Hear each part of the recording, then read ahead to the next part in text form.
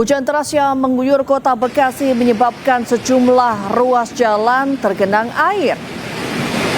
Hal tersebut membuat para pengendara harus ekstra hati-hati ketika melintas. Banjir parah. Ya. Setengkul. Sementara itu pemirsa, sejumlah titik di kawasan Pondok Gede juga tergenang banjir. Namun pada Kamis malam sekitar pukul 20 WIB, banjir berangsur surut.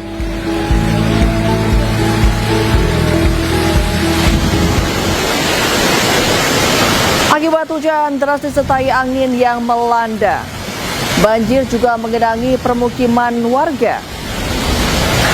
Sementara itu di Jalan Baru Underpass, Duren Jaya, Bekasi Timur, genangan air juga menutup jalan hingga membuat pengendara tidak bisa melintas.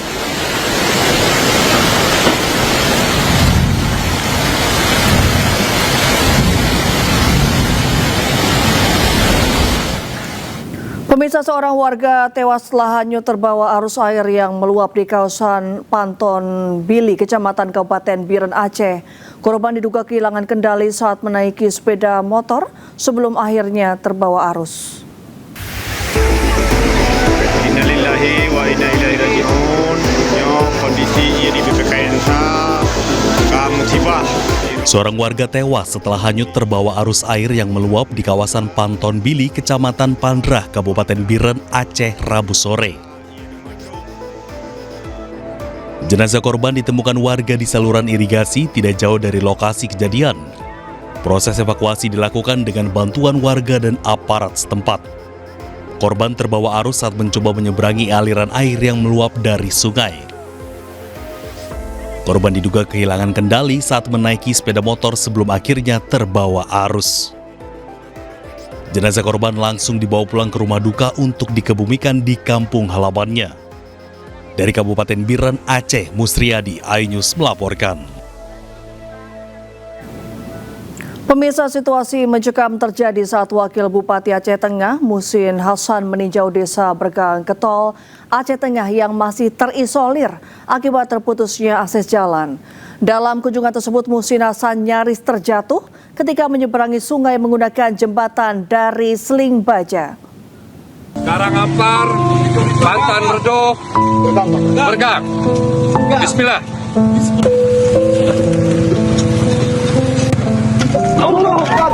Ketegangan terjadi saat Wakil Bupati Aceh Tengah menyeberangi sungai menggunakan jembatan seling.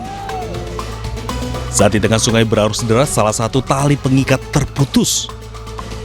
Rombongan dan warga yang menyaksikan kejadian tersebut langsung panik.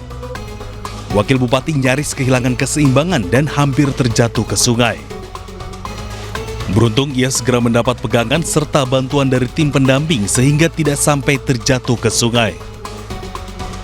Insiden ini menjadi bukti bahwa infrastruktur di lokasi bencana masih rusak parah sehingga bantuan hanya bisa disalurkan melalui udara atau motor.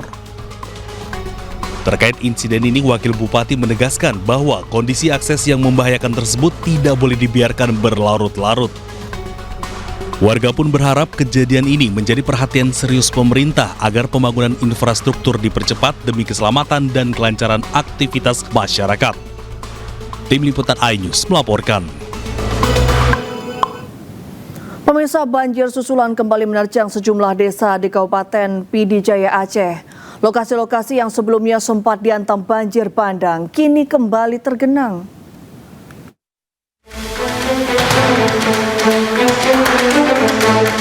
Banjir susulan kembali menerjang sejumlah desa di Kabupaten PD Jaya, Aceh.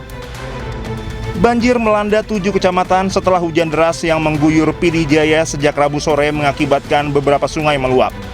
Jangan tanyakan debit air di Langcu, kakak. Puluhan desa terdampak hingga warga kembali dievakuasi ke tempat lebih aman.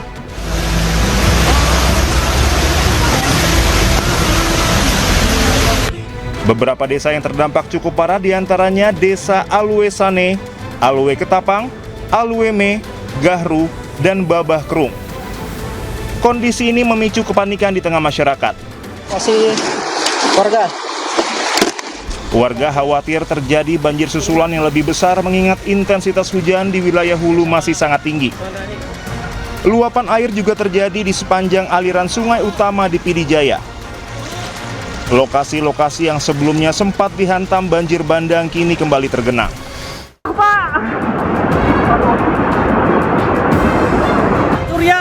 Gudang Surya jebol tuh. Tambah bahaya air masuk.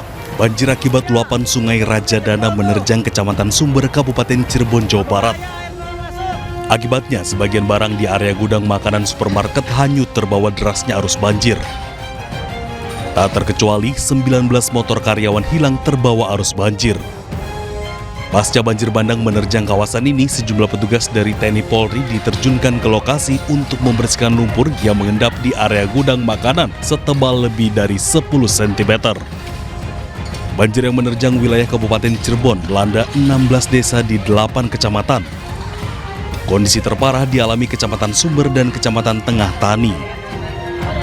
Bahan-bahan dari gudang Surya ya seperti makanan-makanan itu terbawa hanyut sehingga memang belum diketahui berapa taksiran kerugian.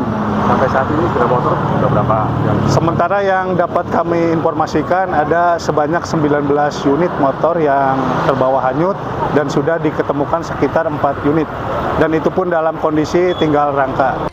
Meski saat ini hampir seluruh daerah sudah dipastikan surut, namun potensi bencana masih tinggi mengingat curah hujan yang tinggi baik di Cirebon maupun Hulu, Kabupaten Kuningan. Dari Cirebon, Jawa Barat, Toy Iskandar, iNews melaporkan. Ya, kita ke informasi lain pemirsa. Di momen Hari Raya Natal, Presiden Prabowo Subianto mendatangi rumah dinas Kapolri Jenderal Listio Sigit Prabowo di kawasan Kertanegara, Jakarta pada Kamis sore. Didampingi putranya Didit Prabowo dan Menteri SDM Bahlil Lahadalia, Presiden Prabowo tiba di rumah Kapolri sekitar pukul 15.45 WIB. Sekitar 1 jam kemudian pukul 16.40 WIB, Prabowo keluar dari rumah dinas Kapolri dan melambaikan tangan kepada awak media. Diketahui kedatangan Prabowo tersebut terjadi dalam momen Natal 2025 yang dirayakan oleh Listio Sigit dan keluarga. Di sini aja Mas, yang aman Mas. Iya, udah. Sementara itu, Wakil Presiden Republik Indonesia Gibran Rakabuming Raka menghadiri perayaan Natal bersama ribuan umat Kristiani di lapangan Pancasila Salatiga, Jawa Tengah pada Kamis pagi. Wapres Gibran juga membagikan kado Natal kepada anak-anak yang hadir sambil menyapa mereka dengan hangat.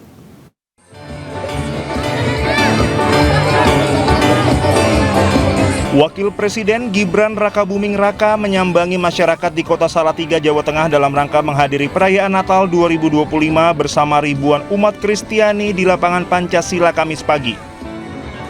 Wapres Gibran menyebut kunjungan kali ini sejalan dengan arahan Presiden Prabowo Subianto agar seluruh jajaran pemerintah terus memperkuat semangat toleransi, menghormati keberagaman, serta menjaga persatuan bangsa di tengah perbedaan keyakinan.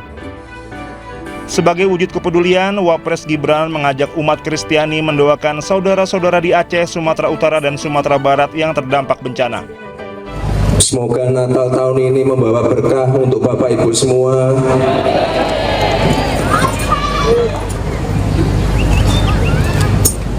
Tak lupa kita doakan saudara-saudara kita yang ada di Aceh, Sumatera Barat, dan Sumatera Utara. Kami dari pemerintah terus mengupayakan untuk percepatan penanganan dan pemulihan pasca bencana. Wapres Gibran juga membagikan kado Natal kepada anak-anak yang hadir sambil menyapa mereka dengan hangat. Kehadiran Wapres Gibran sekaligus menjadi wujud nyata komitmen pemerintah dalam mendukung kerukunan antar umat beragama di berbagai daerah. Dari Kota Salatiga, Jawa Tengah, Lurisa Lulu, iNews melaporkan.